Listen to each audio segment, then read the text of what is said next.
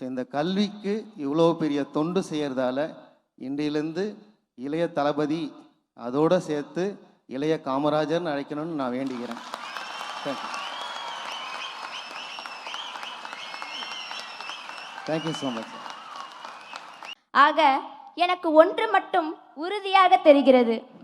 ஒரு 4 மாதங்கள் பொறுப்பாய் உழைத்ததற்கு பலனாய் இதோ திரை உலகின் உச்ச நட்சத்திரமாய் தமிழ் சமூகத்தின் கலங்கரை விளக்கமாய் உள்ள உங்களின் முன்னால் என்னால் நிற்க முடிகிறது என்றால் உங்களின் பின்னால் கைகோர்த்து நிற்கும் பல லட்சோப லட்ச இளைஞர்களின் தன்னலம் பாராத அயராத உழைப்பிற்கு பலனாய் சென்னையின் செயின்ட் ஜார்ஜ் கோட்டை மட்டுமல்ல, டெல்லியின் செங்கோட்டையும் சாத்தியமே.